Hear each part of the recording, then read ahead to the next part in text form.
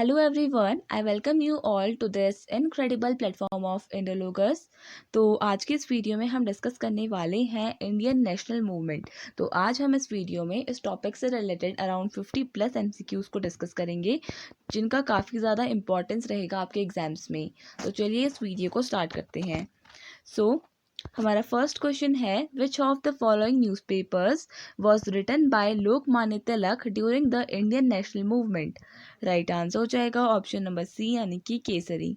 Kesari was the name of the newspaper जिनको बाल गंगाधर तिलक इन्होंने publish करवाया था, और इनका जो निक नेम है वो लोकमान्य भी है, ये भी आपने ध्यान में रखना है। He launch two newspapers, the Kesari जो मराठी लैंग्वेज में था और द मराठा जो इंग्लिश लैंग्वेज में था। आपको ये लैंग्वेजेस भी ध्यान में रखनी है। The Kesari which was published in Marathi language और मराठा जो इंग्लिश लैंग्वेज में इसको पब्लिश किया था। He organized Ganapati festival in 1893 and Shivaji festival in 1895। ये भी काफ़ी इंपॉर्टेंट क्वेश्चन है कि जो गणपति फेस्टिवल है जो महाराष्ट्र में बेसिकली सेलिब्रेट किया जाता है, वो किसने स्टार्ट किया था। This festival was started by Bal Gangadhar Tilak, ये आपने ध्यान में रखना है। He was deported to Mandalay jail in Burma for writing seditious articles. तो देखिए ये ब्रिटिश गवर्नमेंट को काफ़ी ज़्यादा क्रिटिसाइज करते थे अपने आर्टिकल्स के थ्रू, तो इसकी वजह से इनको जेल में डाल दिया गया था। कौन सी जेल में? मेंडले जेल में, ये भी आपने ध्यान में रखना है। 1908 में इन्हें डाला गया था और 1914 में ये बाहर आए थे, ये भी आपने ध्यान में रखना है। ही started the home rule league in 1916 AD। along with Annie Besant, बाल गंगाधर तिलक इन्होंने होम रूल मूवमेंट को भी स्टार्ट किया था, ये भी आपने ध्यान में रखना है। और इनकी काफ़ी इंपॉर्टेंट बुक है जिसका नाम है गीता रहस्य। ये क्वेश्चन भी काफ़ी बार एग्जाम्स में पूछा जाता है। Tilak asserted Swaraj is my birthright and I shall have it, और ये इनका काफ़ी इंपॉर्टेंट स्लोगन है। He was awarded the title of Lokmanya, और इनको लोकमान्य के नाम से भी जाना जाता है, ये आपने ध्यान में रखना है। तो चलिए नेक्स्ट क्वेश्चन देख लेते हैं। Consider the following statements. तो स्टेटमेंट क्वेश्चन है ये। हमारा फर्स्ट स्टेटमेंट है, फर्स्ट जो ऑप्शन है ये है खेड़ा सत्याग्रह, सेकंड है बारदोली सत्याग्रह, और तीसरा है Simon commission agitation. In how many of the above movements Mahatma Gandhi was directly involved. तो देखिए राइट आंसर हो जाएगा इसके लिए ऑप्शन नंबर ए, यानी कि ओनली वन। तो गांधी जी इसमें से जो खेड़ा सत्याग्रह है जो 1918 में हुआ था, यही एक ऐसा मूवमेंट है जहां पर गांधी जी डायरेक्टली इन्वॉल्व थे, ये आपने ध्यान में रखना है, खेड़ा सत्याग्रह में ही। तो option A will be the correct answer. इसके अलावा अगर हम बात करें बारदोली सत्याग्रह की, तो बारदोली सत्याग्रह में मेन इन्वॉल्वमेंट सरदार वल्लभ भाई पटेल जी का था, ये आपने ध्यान में रखना है। और साइमन कमीशन ये एक एजिटेशन था जो ऑल ओवर इंडिया में हुआ था, हम कह सकते हैं एक मास मूवमेंट था। साइमन कमीशन के अगेंस्ट जो एजिटेशन हुआ था ये एक मास मूवमेंट था। और अगर हम बात करें साइमन कमीशन की, तो इसका फॉर्मेशन नवंबर 1927 में हुआ था। और ये इंडिया कब आया था? ये इंडिया आया था इन द ईयर 1928, ये आपने ध्यान में रखना है। और जैसे ही ये इंडिया आया 1928 में, कहाँ पे आया था? मुंबई में, आपने ध्यान में रखना है। तो वैसे ही इसको इंडिया ने इसको वेलकम किया with slogans like Simon go back, क्योंकि साइमन कमीशन के बारे में हम आगे डिस्कस करेंगे। अभी मैं आपको ऐसा बता देती हूँ जस्ट कि साइमन कमीशन एक ऐसा कमीशन था जो इंडिया में पॉलिटिकल और एडमिनिस्ट्रेटिव चेंजेस को लाने के लिए आया था। और ये एक ऐसी ग्रुप था ऑफ 7 मेंबर्स, जिसमें जो जितने भी मेंबर्स थे वो सारे क्या थे? दे वर नॉन इंडियंस थे and they were making the policies for our country. This was hurting our sentiments, therefore Indian they protested against the Simon commission. तो इसके अलावा अगर हम बात करें बारदोली मूवमेंट की, तो देखिए बारदोली सत्याग्रह के बारे में यहाँ पे हम डिस्कस करेंगे, तो अभी यहीं पे से डिस्कस कर लेते हैं। इससे पहले खेड़ा सत्याग्रह जो गुजरात में हुआ था 1918 में, ये सेकंड सत्याग्रह था जिसको गांधी जी ने इंडिया में स्टार्ट किया था। It was the second Satyagraha movement spearheaded by Gandhi ji after the Champaran Satyagraha. तो चंपारण सत्याग्रह ओल्ड एनसीईआरटी के हिसाब से 1916 दिया है, but in new NCERTs it is 1917। Basically Gandhi ji ने 1916 में चंपारण विजिट किया था, इसलिए ओल्ड एनसीईआरटीज में ये छपा है, but in new NCERTs it is given that it was started in the year 1917। What Kheda Satyagraha, hence option 1 is the correct. Gandhiji was not directly involved in Bardoli Satyagraha of 1928, where Sardar Vallabhbhai Patel was the main leader.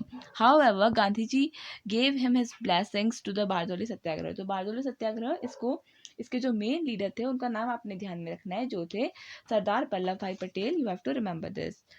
तो चलिए आगे discuss कर लेते हैं next question.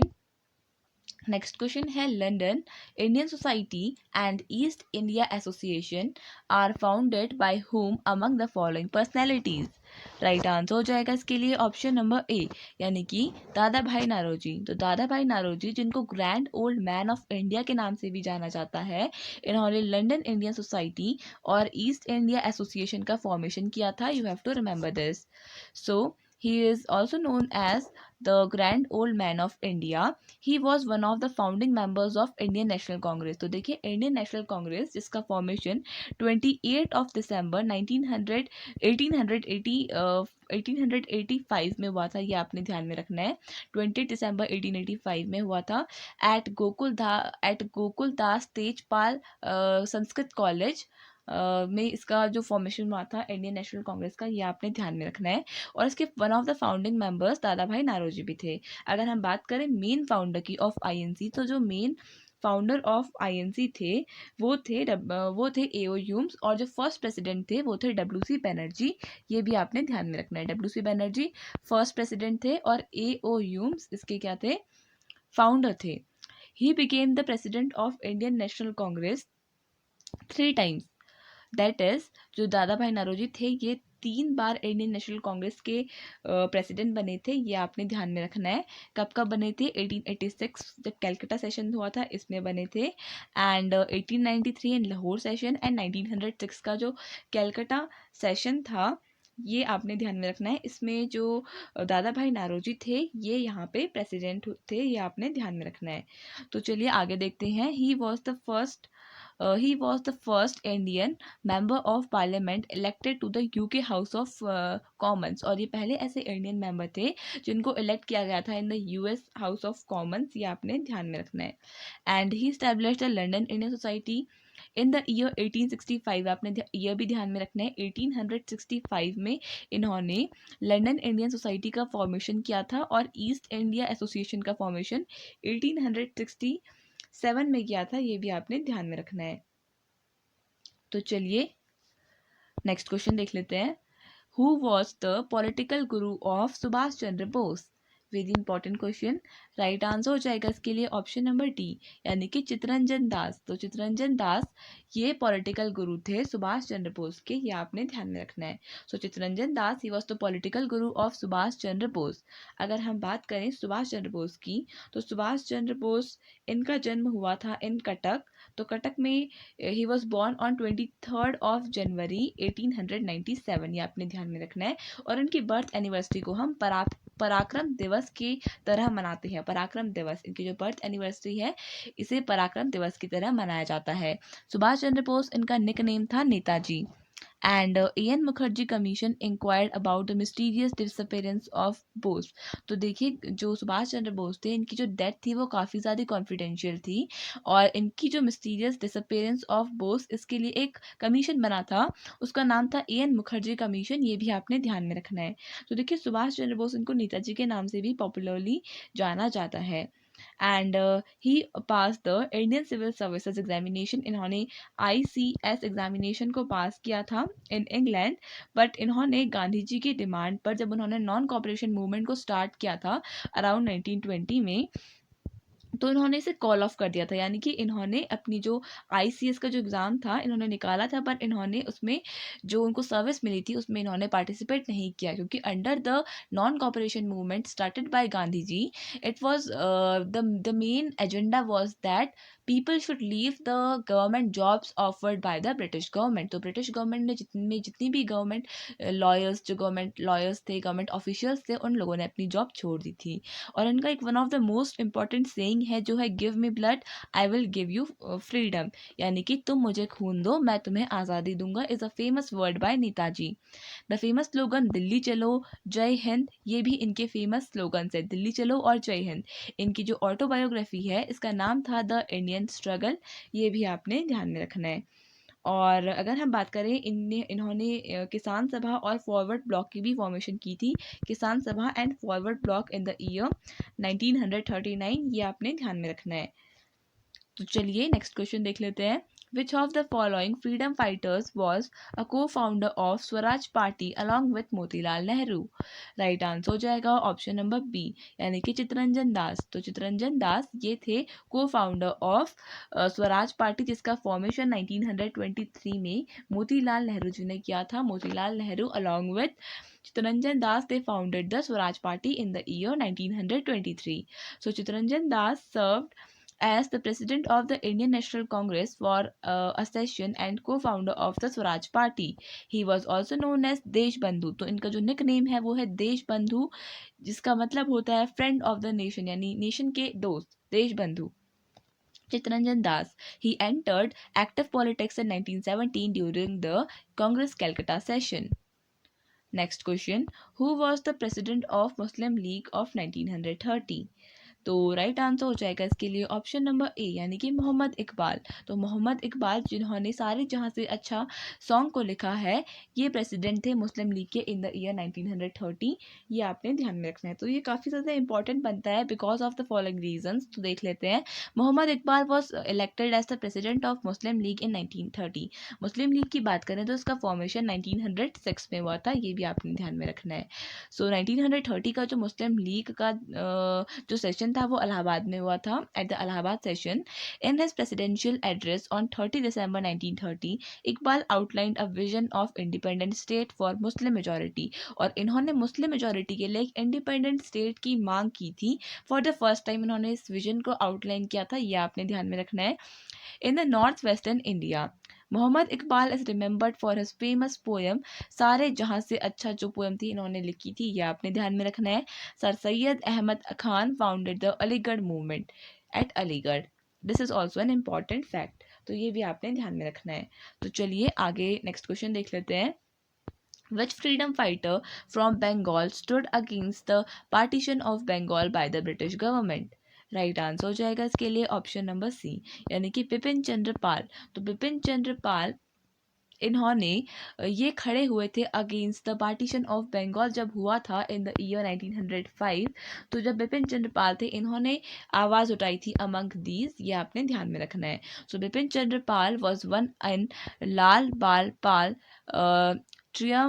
ट्रियमविरेट। तो जो लाल बाल पाल ट्रियमविरेट है, तो जो लाल बाल पाल ट्रियमविरेट है, इसमें से Bipin Chandra Pal is also one among them. Lal stands for Lala Lajpat Rai, Pal stands for this Bipin Chandra Pal, and Pal stands for Bal Gangadhar Tilak.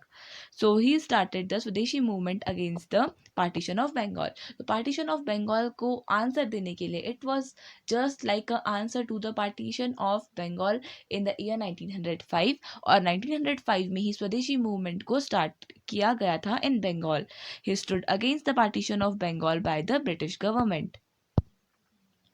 So next question देख लेते हैं। Which viceroy in India carried out the partition of Bengal? Very important question. Right answer हो जाएगा option D, यानी कि Lord Curzon. तो Lord Curzon के time पर पार्टीशन ऑफ बंगाल हुआ था, ये आपने ध्यान में रखना है। So Bengal was partition by the British vice Roy Lord Curzon in the year 1905। Lord Curzon announced the partition of Bengal on 20 July 1905. The partition came into effect on 16th of October 1905। Announce हुआ था 20 जुलाई को, और ये basically effect में कब आया था? ये इफेक्ट में आया था on 16th of October 1905।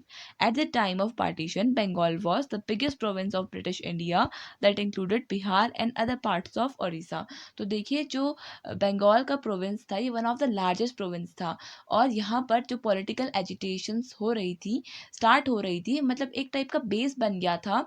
Like people were getting aware against the harsh policies imposed on them by the Britishers. So एक तरीके से लोग जागरूक हो रहे थे। So in order to repress that, Lord Curzon ने बंगाल का डिवीजन कर दिया, और the reason which he gave was better political administration. So हम इसके बारे में आगे डिस्कस करेंगे। तो चलिए नेक्स्ट क्वेश्चन देख लेते हैं। What was the actual reason considered to be behind the partition of Bengal by Lord Curzon?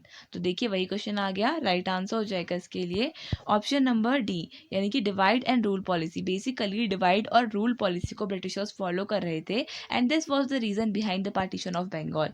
पर जो उन्होंने रीजन दिया था that was better administration. The actual reason considered to be behind the partition of Bengal by lord Curzon was divide and rule policy of the British. Lord Curzon was then Viceroy of India and he announced the partition of Bengal in the year 1905। 20 जुलाई को उन्होंने announce किया था और finally कब हुआ था? 16th of October 1905। Next question, in which place was the organization named as Golden League formed to work for boycott or end the Swadeshi movement? Right answer हो जाएगा इसके लिए ऑप्शन डी, यानी कि देवगढ़। तो देवगढ़ में जो स्वदेशी मूवमेंट है, Swadeshi movement in Bihar, so in 1904 the golden league was established at देवगढ़ with the objective of boycotting the British. तो इसका जो गोल्डन लीग था, इसका जो फॉर्मेशन हुआ था ये देवगढ़ में हुआ था और इसका देखिए जो मेन इंटेंशन था it was boycotting the Britishers और एडवांसिंग द स्वदेशी मूवमेंट इन बिहार। तो जो बिहार में जो स्वदेशी मूवमेंट है इसको स्ट्रेंथन करने के लिए बेसिकली जो ये गोल्डन लीग है ये स्टार्ट हुआ था, ये आपने ध्यान में रखना है। करंट में अगर हम बात करें देवगढ़ की, तो Deogarh is currently is in the state of Jharkhand, ये आपने ध्यान में रखना है। सो नेक्स्ट क्वेश्चन देख लेते हैं, partition of Bengal was withdrawn in which year? Right answer हो जाएगा इसके लिए ऑप्शन नंबर सी, यानी कि 1911 में पार्टीशन ऑफ बंगाल इसको विड्रॉ कर लिया गया था। So the partition of Bengal was annulled in 1911 by Lord Hardinge. तो लॉर्ड हार्डिंज इन्होंने पार्टीशन ऑफ बंगाल को विड्रॉ किया था, ये आपने ध्यान में रखना है। So it was done in response to the swadeshi movements riots in protest against the policy. So basically swadeshi movement काफ़ी ज़्यादा एक्टिव था इन बंगाल रीजन और काफ़ी ज़्यादा प्रोटेस्ट हो रहे थे। So in order to repress them, इनको कम करने के लिए बेसिकली जो पार्टीशन ऑफ बंगाल था इसको विड्रॉ कर लिया था या फिर एनुअल कर दिया था। एनुअल का मतलब होता है कि लीगली किसी भी चीज़ को रद्द करना या एक तरीके से उसको उसका जो एग्जिस्टेंस है उसको ख़त्म करना। सो नेक्स्ट क्वेश्चन देख लेते हैं, which movement was started as a reaction to the partition of Bengal? Right answer हो जाएगा इसके लिए ऑप्शन नंबर सी, यानी स्वदेशी मूवमेंट 1905 में स्टार्ट किया था। It was like a reaction to the partition of Bengal. The स्वदेशी movement now known as make in India campaign, make in India campaign भी इसको कहा गया, ये आपने ध्यान में रखना है, was officially proclaimed on 7 August 1905 at Calcutta town in Bengal. Next question, what was the reason the British gave for dividing Bengal? Right answer हो जाएगा इसके लिए ऑप्शन नंबर सी, यानी कि administrative convenience was the reason given by the Britishers for dividing Bengal. Basically it was a divide and rule policy. Administrative convenience was the reason the British gave for dividing Bengal. The partition of Bengal was a decision of separating eastern parts of Bengal from the rest of Bengal. The decision had come after Lord Curzon claimed that Bengal was too large to be governed effectively. Basically इनका जो agenda था that was to divide India and rule, but जो इन्होंने दिया that was political administrative convenience. So next देख लेते हैं next question, when was Muslim League founded? Right answer हो जाएगा इसके लिए ऑप्शन नंबर ए, यानी कि 1906 में मुस्लिम लीग का फॉर्मेशन हुआ था, ये आपने ध्यान में रखना है। सो formation of the Muslim league, it was set up in 1906 AD under the leadership of Aga Khan, Nawab Salimullah of Dhaka and Nawab Mohsin ul Mulk। वकार उल मुल्क was the first president of Muslim league, ये आपने ध्यान में रखना है। वकार उल मुल्क ये first president थे मुस्लिम लीग के और इसका फॉर्मेशन 1906 में हुआ था, ये आपने ध्यान में रखना है। अगर हम बात करें मुस्लिम लीग का जो फॉर्मेशन हुआ था वो कहाँ पर हुआ था? So the Muslim league it was founded in Dhaka, जो अब बांग्लादेश में है, ये आपने ध्यान में रखना है। सो नेक्स्ट क्वेश्चन देख लेते हैं, Vande Mataram became the popular song of the people in under which movement, during the time of which movement? हमें ये बताना है। राइट आंसर हो जाएगा इसके लिए ऑप्शन नंबर डी, यानी कि 1905 का स्वदेशी मूवमेंट। तो 1905 का जो स्वदेशी मूवमेंट था, यहाँ पे जो वंदे मातरम जो था, ये काफ़ी ज़्यादा पॉपुलर हो गया था अमंग पीपल, ये आपने ध्यान में रखना है। इसके अलावा अगर हम बात करें जो स्वदेशी मूवमेंट था, इसको वंदे भारत मूवमेंट के नाम से भी जाना जाता था। So during the Swadeshi movement, Vande Mataram became a popular song among the people. The Swadeshi movement began in 1905 with the Viceroy of India, Lord Curzon, partitioning Bengal, and which continued until 1911. This was the strongest in Bengal and was also recognized as Vande Mataram movement. So Vande Mataram movement, not Vande Bharat. So sorry for the mistake. So it was Vande Mataram movement भी इसे कहा जाने लगा था स्वदेशी movement को, ये आपने ध्यान में रखना है। अगर हम बात करें खिलाफत मूवमेंट की, तो खिलाफत मूवमेंट 1919 में स्टार्ट हुआ था और अराउंड 1919 से 1922 की ड्यूरेशन थी। अगर हम बात करें क्विट इंडिया मूवमेंट की, तो देखिए quit India movement it was started इन 1942, ये आपने ध्यान में रखना है। सो 1942 8th और 9th of August 8 to 9 of अगस्त 1942 ये डेट्स कंसिडर की जाती हैं for the quit India movement, ये आपने ध्यान में रखना है। अगर हम बात करें नॉन कोऑपरेशन मूवमेंट की, तो ये 1920 से लेकर 1922 तक का इसका पीरियड है। सो नेक्स्ट क्वेश्चन देख लेते हैं। Which among the following annulled the partition of Bengal. तो राइट आंसर हो जाएगा ऑप्शन ए, यानी कि लॉर्ड हार्डिंज, इन्होंने विड्रॉ किया था partition of Bengal. This we have already discussed. तो चलिए इंपॉर्टेंट क्वेश्चन देख ही लेते हैं। The partition of Bengal was announced by lord Curzon on 19 July 1905. Bengal was partitioned on 16 October 1905. तो आप इसे एज अ रिवीजन कंसिडर कर सकते हैं। तो आप देख सकते हैं कि आपको कितने फैक्ट्स याद हैं। तो देखिए Swadeshi movement was launch to protest the partition of Bengal, हमने डिस्कस किया। 1905 में बंग भंग यानी बंगाल का partition movement started in the whole country. बंग भंग मूवमेंट भी स्टार्ट हुआ था over all the country in protest against the partition of Bengal. After political opposition, lord Hardinge reintegrated Bengal on 12th of December 1911। तो डेट भी आपने ध्यान में रखनी है, 12th of December 1911 में रीयूनियन हुआ था बंगाल का। नेक्स्ट क्वेश्चन देख लेते हैं। Which one of the following started lathi club during the freedom struggle of India. Right answer हो जाएगा इसके लिए ऑप्शन नंबर डी, यानी कि बाल गंगाधर तिलक। तो बाल गंगाधर तिलक इन्होंने लाठी क्लब की भी फॉर्मेशन की थी, ये आपने ध्यान में रखना है।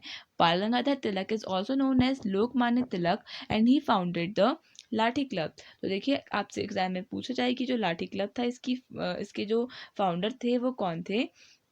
सो इसके फाउंडर थे लोकमान्य तिलक यानी बाल गंगाधर तिलक, और इन्होंने इसकी formation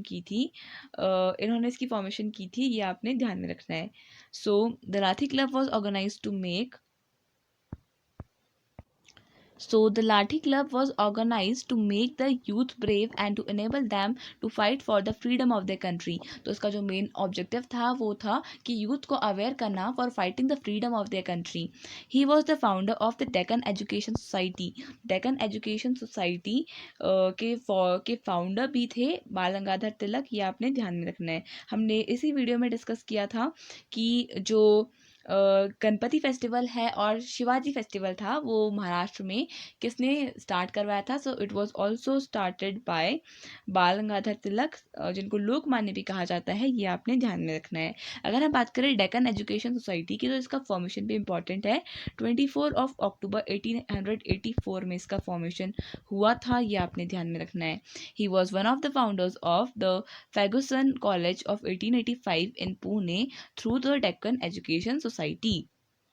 Next question, who among the following established the Gadar Party? Very important question। right answer हो जाएगा इसके लिए ऑप्शन नंबर डी, यानी कि लाला हरदयाल। तो लाला Hardayal he was the founder of Gadar Party। The Gadar Party was an international political movement organized by Indians to end the British rule in India। तो Ghadar party एक international movement था, international political movement था जिसको start किया था Indians ने to end the British rule in India. British rule को India में ख़त्म करने के लिए इस पार्टी को स्टैब्लिश किया था इन द ईयर 1930। इसके headquarters they were located at Yugantar Ashram in San Francisco. तो युगांतर आश्रम सैन फ्रांसिस्को में इसके हेडक्वार्टर्स लोकेटेड थे, ये भी आपने ध्यान में रखना है। It was founded by Sohan Singh Bhakna and Lala Hardayal. इन दोनों ने कलेक्टिवली इस गदर पार्टी का फॉर्मेशन करवाया था। So, the Gadar Party was organized by migrant Indians in USA. The old name of the Gadar Party was Pacific Coast Hindustan Association. Pacific Coast Hindustan Association इसका पुराना नाम था, ये भी आपने ध्यान में रखना है। 1913 में इसकी फॉर्मेशन हुई थी। नेक्स्ट क्वेश्चन देख लेते हैं। In August 1907 madam Bhikaji Cama became the first person to host national flag on foreign soil in।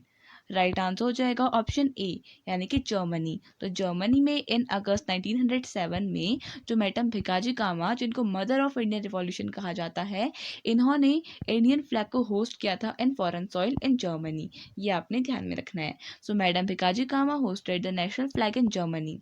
International socialist conference was being held at Stuttgart where the flag was hosted in the year 1907. She is also known as the mother of Indian Revolution. काफ़ी important question है, काफ़ी बार exams में repeat होता है। She founded the Paris Indian Society का formation भी madam Bhikaji कामा ने किया था, ये आपने ध्यान में रखना है। She displayed her design for the Indian flag, a tricolor representing 8 provinces within India. Next question, which of the following is called as the mother of Indian revolution. देखिए इंपॉर्टेंट क्वेश्चन है, वापस आ गया। राइट आंसर हो जाएगा option B, यानी कि madam Bhikaji कामा, इनको कहा जाता है as the mother of Indian revolution. So madam Kama is known as the mother of Indian revolution. Bikaji Kama is known as the Madam Kama, and because of her contributions to the Indian freedom movement is recognized as the mother of Indian revolution. तो इनका काफ़ी ज़्यादा contribution है in Indian national movement, इसलिए इनको mother of Indian revolution कहा जाता है, ये आपने ध्यान में रखना है। तो चलिए नेक्स्ट क्वेश्चन डिस्कस कर लेते हैं। नेक्स्ट क्वेश्चन है, who launched the struggle in Ahmedabad in 1917-18 which involved the industry। Option number B will be the correct answer. So option B हो जाएगा इंडस्ट्रियल वर्कर्स। तो अहमदाबाद जो मिल स्ट्राइक थी, ये इंडस्ट्रियल वर्कर्स ने स्टार्ट की थी, ये आपने ध्यान में रखना है। Gandhi ji launch the struggle in Ahmedabad between 1917 to 1918 which involve the industrial workers. Basically जो इंडस्ट्रियल वर्कर्स थे, ये लोग डिमांड कर रहे थे for increasing their wages which was not considered to be satisfactory by the industrial work by the industry owners। तो basically इसके against जो इंडस्ट्रियल वर्कर्स थे वो प्रोटेस्ट कर रहे थे और गांधी जी ने उनको सपोर्ट किया था इन अहमदाबाद मिल स्ट्राइक, ये आपने ध्यान में रखना है। Mahatma Gandhi ji was called by Anasuya Sarabhai for helping in fighting for justice for the mill workers. तो आपने ये भी ध्यान में रखना है कि अनुसुईया साराभाई ने गांधी जी को बुलाया था to solve the problem in Ahmedabad, ये भी आपने ध्यान में रखना है। और जो अहमदाबाद मिल स्ट्राइक थी, it was happen between 1917 to 1918। Next question, who among the following had organized in 1904 a secret society of revolutionaries named Abhinav Bharat? Right answer हो जाएगा इसके लिए ऑप्शन नंबर डी, यानी कि वीडी सरवाकर। तो वीडी सरवाकर इन्होंने organise किया था एक सीक्रेट सोसाइटी को, जिसका नाम था Abhinav Bharat. So Abhinav Bharat secret society was organised by V D Savarkar in the year 1904। It was founded by V D Savarkar and his brother Ganesh Damodar Savarkar. तो V D Savarkar along with Ganesh Damodar Savarkar, इन्होंने 1904 में एक सीक्रेट सोसाइटी जिसका नाम था अभिनव भारत, इसकी फॉर्मेशन की थी। तो society believed in the armed rebellion which carried out a few assassinations of the British officials। तो ये इनका जो बेसिकली जो ऑब्जेक्टिव था, it was fighting for the freedom with the help of violence, यानी कि ये बिलीव करते थे इन रेबेलियंस में, ये बिलीव करते थे, और असैसिनेशन यानी कि killing of the British officials इनका मेन एजेंडा था, ये आपने ध्यान में रखना है। तो चलिए नेक्स्ट क्वेश्चन देख लेते हैं। नेक्स्ट क्वेश्चन है हमारा, who established the Indian home rule society in London. Right answer हो जाएगा इसके लिए ऑप्शन नंबर सी, यानी कि श्याम जी कृष्ण वर्मा। तो श्याम जी कृष्ण वर्मा इन्होंने स्टैब्लिश किया था इंडियन होम रूल सोसाइटी को लंदन में। सो Shyamji Krishna Verma established the Indian Home Rule Society in London. It was an Indian organization founded in the year 1905. It aimed to promote the cause of self-rule in British India.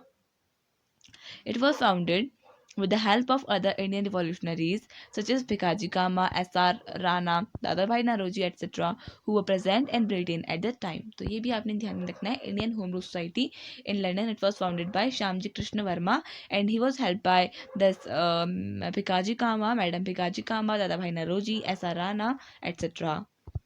Next question देख लेते हैं. Who started the home rule movement in Poona? Right answer हो जाएगा इसके लिए option number C, यानी कि बाल गंगाधर तिलक. तो बाल गंगाधर तिलक इन्होंने होम रूल मूवमेंट को स्टार्ट किया था पुणे में. So the home rule movement was started by Bal Gangadhar Tilak on April 16 at Pune. It was started by Annie Besant and Subramaniam Swamy at Adyar, Madras in September 1916. The movement lasted for about 2 years from 1916 to 1918. It aimed at establishing self-government, that is home rule, through conducting seminars, distributing pamphlets, etc. So next question, the term home rule was adopted from which country? Right answer हो जाएगा इसके लिए option number D, यानी कि Ireland. तो Ireland से हमने adopt किया था द टर्म होम रूल, जिसके वजह से जो टर्म होम रूल मूवमेंट में आता है, this term we have adopted from Ireland. The term home rule was adopted from Ireland.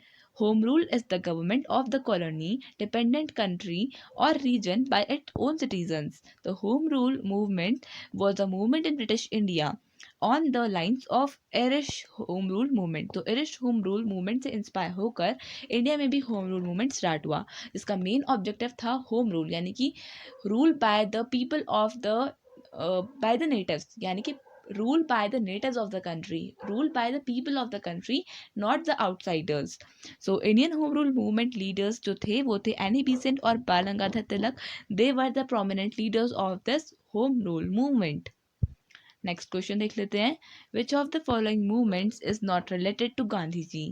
Right answer हो जाएगा ऑप्शन सी, यानी कि home rule movement it is not associated with Gandhi ji. Other than that non cooperation movement is associated with Gandhi ji. Civil disobedience movement which was started with the beginning of Dandi march 1930 में इसका start हुआ था. Non cooperation movement NCM 1920 से 22 के बीच में हुआ था. Quit India movement 1942. ये आपने ध्यान में रखना है. So home rule movement is the only one among the above all stated movements which are not related to Gandhiji. And home rule movement, it is associated with Bal Gangadhar Tilak along with Annie Besant. Next question, in which year Mahatma Gandhi returned from South Africa? Right answer हो जाएगा option number B, यानी कि 1915 में Gandhi ji south Africa से वापस लौटे थे. So Gandhi ji return from South Africa on 9 January 1915. तो 9 जनवरी को इसलिए हर साल हम NRI डे यानी प्रवासी भारतीय दिवस की तरह भी मनाते हैं. ये आपने ध्यान में रखना है. So sorry for the disturbance. On 9th of January 1915, father of the nation that is Mahatma Gandhi, और इनको जो ये टैग है फादर ऑफ द नेशन, ये सुभाष चंद्र बोस इन्होंने प्रोवाइड किया था. M.K. Gandhi reached Bombay sailing from South Africa having lived there for more than 20 decades. तो अराउंड 20 ईयर्स तक गांधी जी ने साउथ अफ्रीका में स्पेंड किए उन्होंने, अराउंड 20 ईयर्स.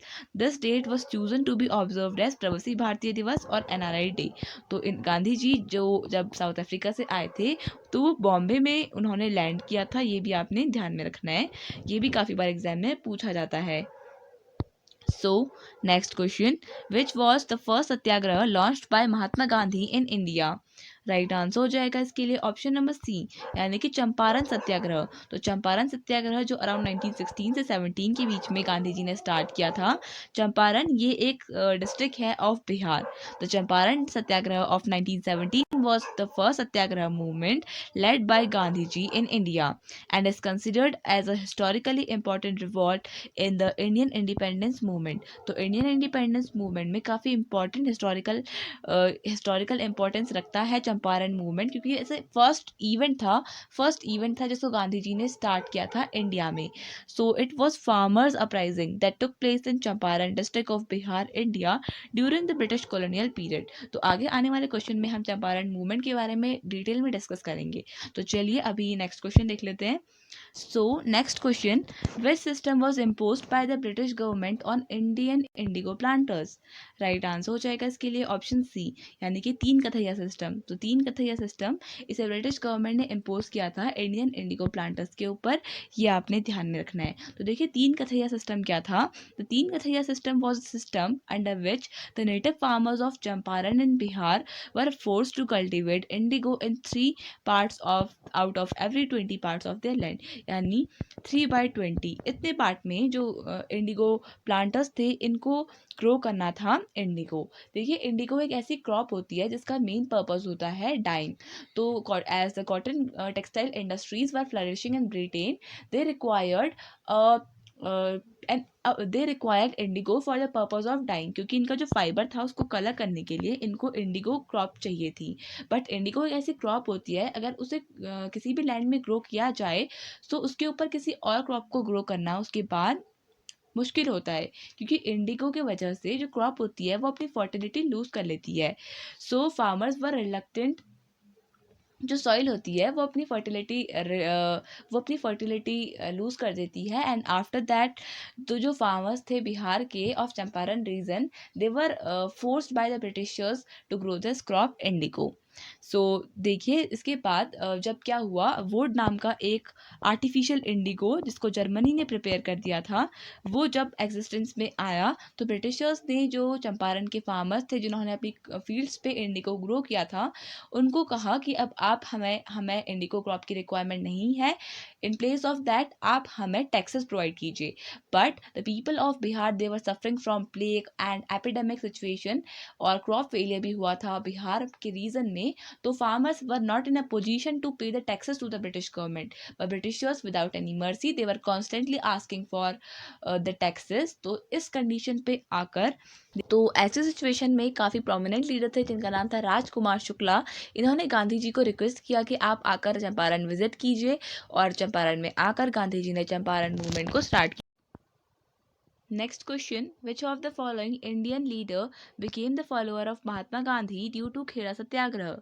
राइट आंसर हो जाएगा ऑप्शन ए, यानी कि सरदार वल्लभ भाई पटेल। सरदार वल्लभ भाई पटेल ये काफ़ी इंपॉर्टेंट, काफ़ी फेमस एक फॉलो बन गए थे और गांधी जी के, बिकॉज ऑफ खेड़ा सत्याग्रह। ये आपने ध्यान में रखना है। The main leader of the whole movement is Mahatma Gandhi. Along with this Sardar Vallabh bhai Patel played a important role and became the main follow of Gandhi ji because of Kheda satyagraha, जो अराउंड 1917 से 1918 के बीच में हुआ था। Next question, in which year the Ahmedabad mill strike took place? Right answer हो जाएगा option B, यानी कि 1918 में अहमदाबाद मिल स्ट्राइक हुई थी। On March 15, 1918 Mahatma Gandhi launched his first hunger strike. तो 15 ऑफ मार्च 1918 में गांधी जी की फर्स्ट हंगर स्ट्राइक हुई थी, ये भी आपने ध्यान में रखना है। On the first campaigns of Gandhi, led in the early 20th century after his return from South Africa, was the Ahmedabad Mill Strike in February 1918. Next question, which weapon was used by Mahatma Gandhi in Ahmedabad Mill Strike? Right answer हो जाएगा option B, यानी कि hunger strike. तो hunger strike was the weapon जिसको गांधी जी ने use किया था और काफ़ी बार ये यूज़ करते थे। And in the Ahmedabad mill strike में भी इन्होंने हंगर स्ट्राइक को बनाया as an important weapon. So Ahmedabad Satyagraha is also known as Ahmedabad Mill Strike was the first hunger strike led by Mahatma Gandhi. The Ahmedabad Satyagraha was led by Mahatma Gandhi in 1918 after he returned from South Africa. और south Africa से कब आए थे ये? इन the year 1918, in the year 1915, ये आपने ध्यान में रखना है। 1915, 9th of January 1915 को ये साउथ अफ्रीका से लौटे थे, just at the turn of the 20th century. Next question, in which year Rowlatt act was passed? Important question है। देखिए राइट आंसर हो जाएगा इस क्वेश्चन के लिए ऑप्शन नंबर डी, यानी कि 18th ऑफ मार्च 1919 में जो राउलेट एक्ट था ये पास किया गया था, ये आपने ध्यान में रखना है। सो द राउलेट एक्ट, इसको ब्लैक एक्ट के नाम से भी जाना जाता है। It was an act passed by the imperial legislative council. काफ़ी बार एग्जाम में पूछा जाता है कौन सी काउंसिल ने इसको पास किया था। सो it was passed bye imperial legislative council in Delhi on 21 मार्च 1919। और इसको ब्लैक एक्ट क्यों कहा जाता है ये हम आगे डिस्कस करेंगे। देखिए, जो ऑफिशियल नेम था राउलेट एक्ट का, ये भी आपने ध्यान में रखना है। उसका ऑफिशियल नेम था anarchical and revolutionary crimes act of 1919। Anarchical and revolutionary crimes act of 1919 was the official name of the Rowlatt act. ये आपने ध्यान में रखना है। अगर हम बात करें इस टाइम पर इंडिया के जो वाइसरॉय थे वो कौन थे, तो Lord Chelmsford was the viceroy of India. Chelmsford was the viceroy, ये भी आपने ध्यान में रखना है। और जो राउलेट एक्ट था, इसको जब पास किया गया था तब जो इसके बेसिकली जो प्रेसिडेंट थे इस कमीशन के, राउलेट एक्ट को जिस कमीशन ने पास किया वो कौन थे, तो ये भी आपने ध्यान में रखना है। Sir Sidney Rowlatt. Sir Sidney Rowlatt was the president, ये आपने ध्यान में रखना है, सिडनी राउलेट। देखिए, राउलेट एक्ट के अंदर बेसिकली क्या था कि एनी इंडिविजुअल जिसको भी सस्पेक्ट करती है British government that he is involve in a revolutionary activity, वो उसको अरेस्ट कर सकती हैं without any trial in the court. यानी कि ब्रिटिशर्स के पास इमेंस पावर प्रोवाइड कर दी गई थी कि जो ब्रिटिश गवर्नमेंट है, ब्रिटिश जो पुलिस है, वो किसी को भी अरेस्ट कर सकती है, एनी सस्पेक्टेड वन। ये ज़रूरी नहीं है कि वो उस पॉलिटिकल एक्टिविटी में इन्वॉल्व हुआ है, उस रिवॉल्यूशनरी एक्टिविटी में इन्वॉल्व हुआ है, but the reason was that जिसको भी सस्पेक्ट करती है उसको अरेस्ट कर दिया जाएगा और 2 ईयर्स तक का उनको जेल में रखा जाएगा। ये आपने ध्यान में रखना है। This was the Rowlatt act which was called as black act by Mahatma Gandhi. So next question देख लेते हैं। Which two great leaders were arrested under Rowlatt act on 9 April. Right answer हो जाएगा इसके लिए ऑप्शन सी, यानी कि सैफुद्दीन किचलू एंड डॉक्टर सत्यपाल। तो सैफुद्दीन किचलू और डॉक्टर सत्यपाल, ये 2 ऐसे ग्रेट लीडर्स थे जिनको राउलेट एक्ट के अंडर 9th ऑफ अप्रैल को अरेस्ट कर दिया गया था। The 2 popular Congress leaders Satyapal and Saifuddin Kitchlew were arrested. The protest was very intense and the act came into effect and the army was called in Punjab to tackle the situation. देखिए, political activities Punjab में काफ़ी ज़्यादा बढ़ रही थी, जिसकी वजह से जो वहाँ पे वहाँ के जो गवर्नर थे, उन्होंने जो वहाँ के गवर्नर था उसने वहाँ पर लगाया था मार्शल एक्ट। देखिए, मार्शल एक्ट के अंडर 5 से ज़्यादा लोग किसी भी एक जगह पर गैदरिंग नहीं कर सकते, otherwise they will be arrested without any trial. हम कह सकते हैं विदाउट एनी रीज़न उनको अरेस्ट कर दिया जाएगा अगर 5 से ज़्यादा, काइंड ऑफ कर्फ्यू हम कह सकते हैं, लग गया था इन पंजाब।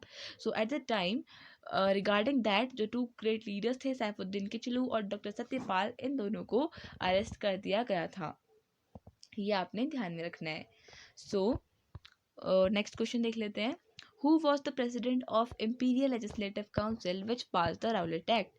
ये मैं आपको बता चुकी हूँ। राइट आंसर है इसका ऑप्शन बी, यानी कि sir Sidney Rowlatt was the president of imperial legislative council. The act was passed by Rowlatt committee presided by sir Sidney Rowlatt. It authorised the arrest for 2 years without trial of any person suspected of terrorism living in British India. Terrorism या political revolutionary activities में कोई involve होगा, उसको without any trial 2 years की सज़ा दी जाएगी, arrest कर लिया जाएगा। It was the main thing in Rowlatt act. Next question. Which title was given to Mahatma Gandhi which he gave up after the Jallianwala Bagh massacre? Right answer हो जाएगा इसके लिए ऑप्शन नंबर डी, यानी कि Kaiser Hind. तो Kaiser Hind during the time of Boer war के time पर गांधी जी को ये टाइटल मिला था, ये आपने ध्यान में रखना है। और इन्होंने इसको गिव अप कर दिया था आफ्टर द जलियांवाला बाग मसाकार। ये आपने ध्यान में रखना है। जो कब हुआ था, Jallianwala Bagh मसाकार। It happened on in अप्रैल इन अप्रैल 1919। तो बेसिकली जो जलियांवाला बाग मसाकार था, ये 13th ऑफ अप्रैल 1919 को हुआ था। ये आपने ध्यान में रखना है। सो इसके अंदर जो गांधी जी थे, जो जलियांवाला बाग मसाकार था, यहाँ पर जो जनरल डायर था उसने विदाउट एनी रीज़न, देखिए क्या हुआ था कि people were unaware of the martial law जो हमने अभी डिस्कस किया था। तो उन लोगों ने, it was the occasion of Baisakhi, तो जो जलियांवाला बाग है पंजाब में, वहाँ पर लोगों ने एक गैदरिंग की थी जहाँ पर बेसिकली वो लोग एक फेयर, बैसाखी फेयर को सेलिब्रेट कर रहे थे। वहाँ पे कुछ लोग they were gathered there for the discussion of the missing great leaders Saifuddin Kitchlew और डॉक्टर सत्यपाल, जो हमने अभी डिस्कस किया था, उनके रिगार्डिंग भी कुछ लोग वहाँ पर एक मीटिंग टाइप की कर रहे थे। ऐसा यहाँ वहाँ पर मार्शल लॉ को ब्रेक होता हुआ देखकर जनरल डायर ने जो मेन एंट्रेंस था जलियांवाला बाग का, उसको क्लोज किया और वहाँ पर फायरिंग करी, जिसके under thousands of people were killed and they were injured. So it was a kind of a black day for India. और इसके अंडर जलियांवाला बाग मसाकार के बाद ही गांधी जी ने को जो टाइटल मिला था नाइटहुड का, इन्होंने इसको रिटर्न कर दिया। इसके केसर हिंद का इसको इन्होंने रिटर्न कर दिया। और नाइटहुड का जो टाइटल मिला था ये रविंद्रनाथ टैगोर को मिला था, आर.एन. टैगोर, इन्होंने भी इसको रिटर्न कर दिया। So R N. Tagore announced his knighthood in protest and Mahatma Gandhi gave up his title of Kesar-e-Hind, bestowed by the British for their work during the Boer War. Next question. On which date Mahatma Gandhi withdrew the Rowlatt Satyagraha after Jallianwala Bagh massacre? Right answer हो जाएगा इसके लिए option D, यानी कि 20 अप्रैल 1919 को गांधी जी ने जो उनका राउलेट सत्याग्रह था उसको विड्रॉ कर दिया, बिकॉज राउलेट एक्ट के अगेंस्ट अराउंड 6 अप्रैल से राउलेट सत्याग्रह चल रहा था और इसको इन्होंने विड्रॉ कर लिया था। On 6 April 1919 Mahatma Gandhi started a non violent satyagraha against the unjust Rowlatt act passed by the British government. और but Gandhi ji overwhelmed by the total atmosphere of violence withdrew the movement on 18 April after the confessing a Himalayan blunder। तो गांधी जी ने इसको एक Himalayan blender भी consider किया। देखिए गांधी जी का जो मेन एजेंडा था that was non violence, and उनका जो नॉन वायलेंस के ऊपर बेस्ड राउलेट सत्याग्रह था उसको उन्होंने विड्रॉ किया on 20th April on 18th अप्रैल को इन्होंने इसको विड्रॉ किया था, बिकॉज काफ़ी ज़्यादा वायलेंस कॉज किया था जलियांवाला बाग मसाकार में। नेक्स्ट क्वेश्चन देख लेते हैं। Which of the following actions was not adopted by Indians in non cooperation movement? Right answer हो जाएगा option number B, boycott of English inventions. इसके अलावा गांधी जी के कॉल पर जो एनसीएम स्टार्ट हुआ था अराउंड 1920 से लेकर 1922 के बीच का पीरियड माना जाता है एनसीएम का, एंड इसके अंडर गांधी जी के अप्रूवल पे जो सिविल सर्विसेज थी उनको बॉयकॉट करना था, बॉयकॉट ऑफ द कोर्ट्स को बॉयकॉट करना था, और टाइटल्स जो उनको मिले गए थे उनको बॉयकॉट करना था। People living in India they were also boycotting the British goods, जो ब्रिटिश एक्सपोर्ट जो था, जितना भी इम्पोर्ट था, ब्रिटिश इम्पोर्ट था, जितना भी जो ब्रिटेन एक्सपोर्ट कर रहा था, और ब्रिटिश जो इम्पोर्ट था, ब्रिटिश क्लोथ्स थे, उन सभी को बॉयकॉट कर रहे थे इंडियंस।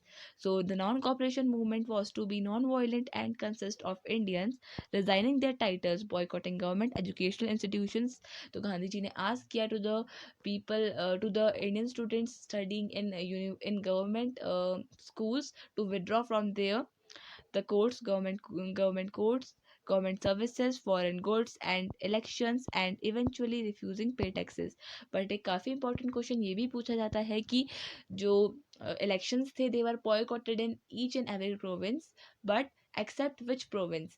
तो देखिए Justice Party of southern India, इसने पार्टिसिपेट किया था in the elections even after the call of NCM by Gandhi ji, because जो जस्टिस पार्टी थी of South India it believe that कि अगर ये इलेक्शंस में पार्टिसिपेट करेंगी तो इनको सम काइंड ऑफ पावर मिलेगी, और जिसकी थी ये एक नॉन ब्राह्मण पार्टी थी, और इसने ऐसा बिलीव किया कि they will be able to uplift their standard if they will participate in the elections, और इनको some kind of political power भी मिल जाएगी। So next question, the non cooperation movement was started in which year? Right answer हो जाएगा इसके लिए option number C, यानी कि 1920। तो नॉन कॉपरेशन मूवमेंट की 1920 में स्टार्ट हुआ था, ये आपने ध्यान में रखना है। The non cooperation movement was started in the year 1920। NCM को स्टार्ट करने के लिए बेसिकली 2 सेशंस हुए थे कांग्रेस के इन अ सिंगल ईयर।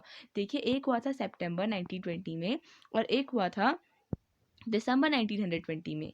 जो सितंबर 1920 का सेशन था ये हुआ था कैलकाटा में, जहां पर गांधी जी ने प्रस्ताव रखा था कि नॉन कॉपरेशन मूवमेंट को स्टार्ट किया जाना चाहिए।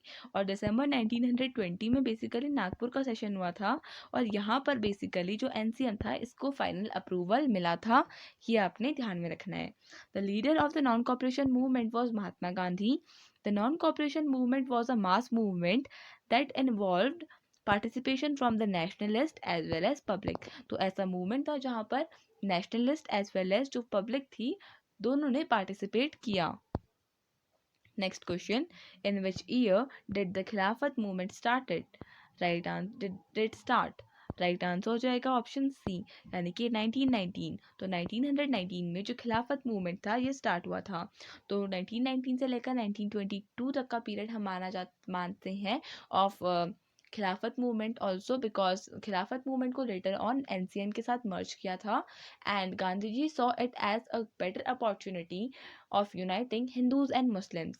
सो खिलाफत मूवमेंट इसका टाइम पीरियड 1919 के अराउंड से 1922 माना जाता है। The Ali brothers, Mohammad Ali and Shaukat Ali launched the anti-British movement in 1919. The movement was for the restoration of the Khilafat movement. तो देखिए बेसिकली जो खिलाफत मूवमेंट हुआ था after the after the loss of Turkey in the first world war. तो first world war में जब Turkey हारा था द पावर्स ऑफ खलीफा दे वर टेकन। तो जो जितनी भी पावर्स थी खलीफा ऑफ टर्की, जो खलीफा होते हैं उनको स्पिरिचुअल हेड माना जाता है of all over of Muslims all over the world. तो ऐसे र्यूमर्स फैल रहे थे कि harsh treaties were imposed on खलीफा ऑफ टर्की। तो खलीफा की पावर्स को रिस्टोर करने के लिए इंडिया में खिलाफत मूवमेंट स्टार्ट हुआ था। ये आपने ध्यान में रखना है। Maulana Abul Kalam Azad also lead the movement. और मौलाना अबुल कलाम आज़ाद जो इंडिया के फर्स्ट एजुकेशन मिनिस्टर थे, इन्होंने भी इस मूवमेंट में में पार्टिसिपेट किया था। ये आपने ध्यान में रखना है। It was supported by Mahatma Gandhi ji and Indian national Congress also. On October 17 1919 खिलाफत डे इज सेलिब्रेटेड। 17 अक्टूबर 1919 को खिलाफत डे सेलिब्रेट किया जाता है। ये भी आपने ध्यान में रखना है। नेक्स्ट क्वेश्चन देख लेते हैं। The Chauri Chaura incident took place in which year? Right answer हो जाएगा ऑप्शन नंबर बी, यानी कि 1922। तो देखिए अराउंड 5 जनवरी 1922 को ये चौरी चौरा इंसिडेंट हुआ था in the Gorakhpur district of Uttar Pradesh. So, the Chauri Chaura incident on 5th of October 1922, an angry mob set fire to the police station at Chauri Chaura, Gorakhpur, UP, and 22 policemen were burnt to death. तो देखिए क्या हुआ था कि 22 of on 5 फरवरी 1922 के दिन में एक प्रोटेस्ट चल रहा था, एक पीसफुल प्रोटेस्ट चल रहा था under the non cooperation movement के अंडर ही एक पीसफुल प्रोटेस्ट चल रहा था। बट जो पुलिस थी उन्होंने ब्रूचुअली पीटा, काफ़ी ज़्यादा मारा गया for no reason, for just protesting के लिए ही लोगों को काफ़ी ज़्यादा मारा पीटा गया था। तो इसके रिगार्डिंग ही जो क्राउड था उसको काफ़ी ज़्यादा गुस्सा आया, काफ़ी ज़्यादा वो अपसेट हुआ on the beating of the innocent people, जिसकी वजह से 5 फरवरी 1922 की रात को चौरी चौरा के का जो पुलिस स्टेशन था गोरखपुर में उसके ऊपर आग लगा दी गई थी और यहाँ पर 22 पुलिसमैन मारे गए। ये भी आपने ध्यान में रखना है, number of policeman that were killed in Chauri Chaura. So, due to this, Gandhiji abruptly called off the non-cooperation movement on 11 of February 1922। और फाइनली 11 ऑफ फरवरी को गांधी जी ने जो नॉन कॉपरेशन मूवमेंट है इसको कॉल ऑफ कर दिया था। ये भी आपने ध्यान में रखना है। नेक्स्ट क्वेश्चन देख लेते हैं। Which among the following led to the Jallianwala Bagh massacre? Right answer हो जाएगा इसके लिए ऑप्शन बी, यानी कि राउलेट एक्ट। तो ये हम डिस्कस कर चुके हैं। Rowlatt act led to the Jallianwala Bagh massacre. So the Rowlatt act, black act जिसे कहा जाता है, was passed on 10th of March 1919, authorizing the government to imprison or confine without a trial any person associated with the seditious activities। तो seditious activities करने वाला कोई भी इंसान इसको सस्पेक्ट किया गया था। ये हम डिस्कस कर चुके हैं, so there is no use of explaining it again. So this led to the nation wide unrest. तो जो नई चीजें आएंगी I will explain that. Gandhi ji invited satyagraha to protest against the Rowlatt act. और गांधी जी ने 6 अप्रैल को अनाउंस किया था राउलेट सत्याग्रह, ताकि जो राउलेट एक्ट के जो ब्रूचुअल जो कमिटमेंट्स हैं उनके अगेंस्ट काम किया जा सके। Under the command of Colonel Reginald Dyer, soldiers opened fire on large number of people gathered in Jallianwala Bagh on 13 अप्रैल 1919। ये हमने देख लिया था, रेजिनाल्ड और डायर के कमांड पर ये फायरिंग हुई थी। एंड नेक्स्ट क्वेश्चन देख लेते हैं। और देखिए देखिए जो जलियांवाला बाग मैसाकार हुआ था, इसके बाद इसको इंक्वायर करने के लिए भी एक कमेटी अपॉइंट की गई थी, काफ़ी इंपॉर्टेंट है, जिसका नाम था हंटर कमीशन। देखिए हंटर कमीशन को अपॉइंट किया गया था ताकि जो भी मिस हैपनिंग हुई है इन जलियांवाला बाग मैसाकार उसको ओवरव्यू किया जा सके, ये आपने ध्यान में रखना है। तो चलिए नेक्स्ट क्वेश्चन देख लेते हैं। The reason for launching civil disobedience movement by Mahatma Gandhi in 1930 was, right answer हो जाएगा option B, asking for the viceroy to fulfill the 11 points program। तो 11 point program के अंडर बेसिकली गांधी जी ने 11 demands of general interest लिखी थी in a letter which was written on 31 जनवरी 1930। तो 31st of January 1930 को गांधी जी ने एक लेटर लिखा था टू लॉर्ड इरविन, जिसके अंडर उन्होंने 11 डिमांड्स ऑफ जनरल इंटरेस्ट बताई थी।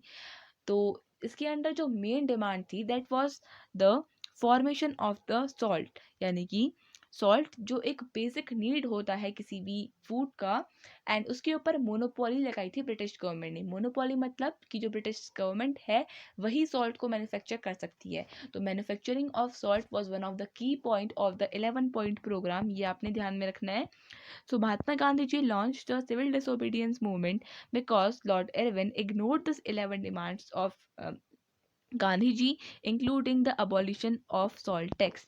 तो सॉल्ट के ऊपर भी टैक्स लग रहा था, जो एक बेसिक नीड होता है, सबसे ज़्यादा बेसिक चीज़ होती है सॉल्ट, और इसके ऊपर भी गवर्नमेंट टैक्स लगा रही थी विच वॉज क्वाइट इलॉजिकल। तो इसके अगेंस्ट गांधी जी ने ये जो CDM है इस मूवमेंट को लॉन्च किया था। Gandhi ji started a civil disobedience movement with the famous Dandi march से ये मूवमेंट स्टार्ट हुआ था। The civil disobedience movement began with Gandhi's well known Dandi march. कब हुआ था? 12 ऑफ मार्च 1930। तो 12 ऑफ मार्च को गांधी जी ने CDM को लॉन्च किया था। So next question, the civil disobedience movement was discontinued after the, right answer हो जाएगा ऑप्शन बी, यानी गांधी इरविन पैक्ट। तो गांधी इरविन पैक्ट के अंडर जो सिविल डिसोबीडियंस मूवमेंट था ये डिसकंटिन्यू हो गया था, ये आपने ध्यान में रखना है। तो देखिए the civil disobedience movement came to an end because of the Gandhi Irwin pact. It was signed by Mahatma Gandhi and the viceroy of India at the time Lord Irwin on 5th of March 1931 को Gandhi Irwin pact को pass किया गया था, ये आपने ध्यान में रखना है। इसके अलावा हमने डांडी मार्च के बारे में डिस्कस किया था, तो मैं आपको इसके बारे में कुछ इंपॉर्टेंट चीज़ें बता देती हूँ। 12 ऑफ मार्च 1930 से लेकर 6 ऑफ अप्रैल 1930 तक ये मार्च चला था, ये आपने ध्यान में रखना है। ये स्टार्ट हुआ था साबरमती आश्रम से, और इसको डांडी मार्च, सॉल्ट मार्च के नाम से भी जाना जाता है। इसमें गांधी जी ने के साथ 78 और वॉलंटियर्स थे जिन्होंने गांधी जी के साथ इस सॉल्ट मार्च में पार्टिसिपेट किया था। इसमें जो विमेन इन्वॉल्व थी उनका नाम था सरोजनी नायडू, ये भी आपने ध्यान में रखना है। सो गांधी जी ने 6 ऑफ अप्रैल को सॉल्ट लॉ को तोड़ा था। इन्होंने डांडी में जाकर, जो एक कोस्टल एरिया पे लोकेटेड है इन गुजरात, यहाँ पर जाकर इन्होंने सॉल्ट को मैन्युफैक्चर किया था, ये आपने ध्यान में रखना है। और गांधी जी ने एक लॉस तोड़े थे। देखिए मेन डिफरेंस जो NCM यानी नॉन कॉपरेशन मूवमेंट में हम ब्रिटिशर्स को बॉयकॉट कर रहे थे, but under CDM we were boycotting the British as well as the agenda was to break the laws made by the British government.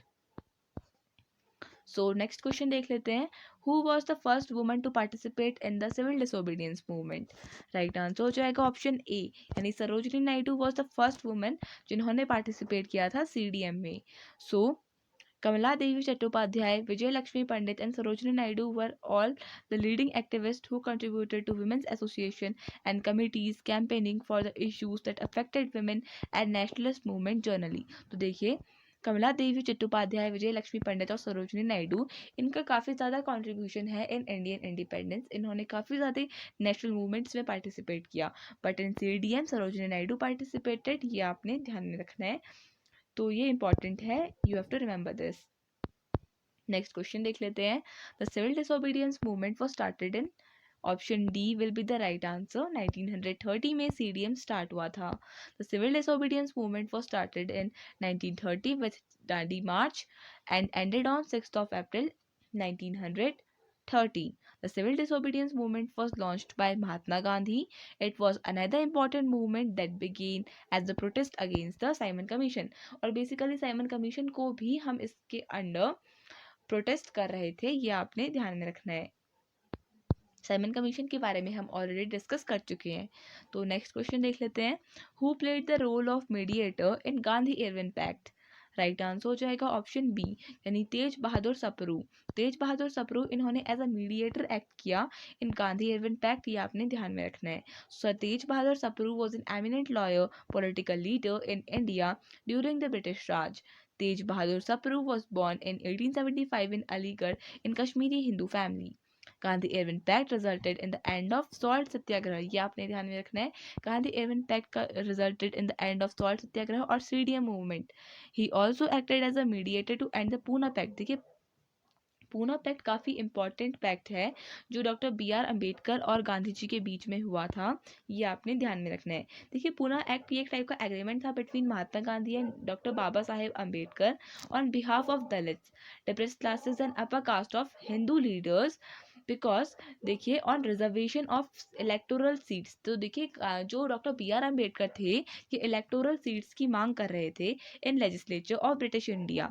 देखिए गांधी जी को लगा कि अगर सेपरेट इलेक्टोरेट्स प्रोवाइड कर दी जाएंगी तो बेसिकली ये एक तरीके से जो अपर कास्ट और लोअर कास्ट के बीच का जो डिफरेंस है उसको और ज़्यादा इंक्रीज़ करेगा और जो उनकी जो यूनिटी है उसको डिक्रीज़ करेगा, उनके बीच में और ज़्यादा सेपरेशन आएगा और जिसकी वजह से कंट्री की जो यूनिटी है वो टूट जाएगी।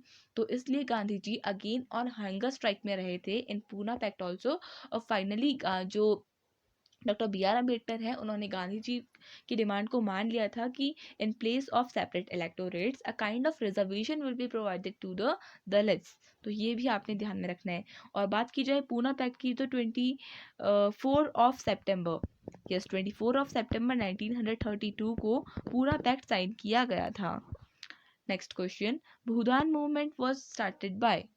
राइट आंसर हो जाएगा ऑप्शन बी, यानी विनोबा भावे। तो विनोबा भावे इन्होंने भूदान मूवमेंट को स्टार्ट किया था।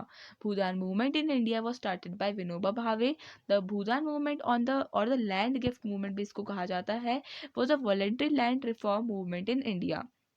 It was started by Acharya Vinoba Bhave in 1951 in Pochampalli village, now in Telangana, and known as Bhudan Pochampalli. तो भूदान पोचमपल्ली भी इसे कहा जाता है और पोचमपल्ली जो एक विलेज है तेलंगाना में, यहाँ से इसे स्टार्ट किया गया था। अगर हम बात करें विनोबा भावे की तो ये फर्स्ट इंडियन थे जिनको रेमॉन मैग्सेसे अवार्ड मिला था, ये भी आपने ध्यान में रखना है। और रेमॉन मैग्सेसे अवार्ड को नोबल प्राइज ऑफ एशिया के नाम से भी जाना जाता है। So next question, with which of the following movements is Aruna Asaf Ali associated? Right answer हो जाएगा ऑप्शन डी, यानी क्विट इंडिया मूवमेंट। तो क्विट इंडिया मूवमेंट जिसको गांधी जी ने स्टार्ट किया था और 8 अगस्त 1942 इससे एसोसिएटेड है अरुणा असफ अली। तो ये आपने ध्यान में रखना है। On 8 August 1942 Aruna Asaf gave a clarion call to end the British rule and launched the Quit India movement at the at the session of All India Congress Committee in Mumbai. Gandhi ji gave a call of do or die। तो गांधी जी ने इसमें ही do or die का call दिया था in a speech delivered at Gwalior tank मैदान। ये आपने ध्यान में रखना है, गांधी जी ने अपनी स्पीच कहाँ पे दी थी? ग्वालियर टैंक मैदान पे दी थी, नाउ पॉपुलरली नोन एज अगस्त क्रांति मैदान अब इसे कहा जाता है। सो next question, who coined the slogan quit India? Right answer हो जाएगा ऑप्शन सी, यानी यूसुफ मेहर अली। तो यूसुफ मेहर अली इन्होंने ये स्लोगन को कॉइन किया था जिसका नाम है क्विट इंडिया, ये आपने ध्यान में रखना है। और and most of the people think that the answer will be Mahatma Gandhi. No, the answer is Yusuf Meher Ali. It is a confusing question, तो ये आपने ध्यान में रखना है। गांधी जी ने डू और डाई का स्लोगन दिया था। The iconic Quit India slogan was coined by Socialist Congress leader and lesser known hero of the Indian national movement Yusuf Meher Ali in 1942. It was the founder of National Militia, Bombay Youth League and the Congress Socialist Party के ये founder थे। Next question. To launch which movement did Mahatma Gandhi give the do or die speech? तो right answer हो जाएगा option number B, यानी quit India movement को launch करने के लिए ही ये डू और डाई स्पीच को दिया था गांधी जी ने, ये आपने ध्यान में रखना है। The correct answer is quit India movement. The quit India movement was started on August 1942. On this day, the resolution was passed by the All India Congress General Committee at ground in Bombay, and this proposal became the Quit India movement. So with this we come to an end of this video. I hope आपको ये video पसंद आया होगा. So thank you so much for watching this video, and with best regards I would like to wish you all the best for your coming examinations.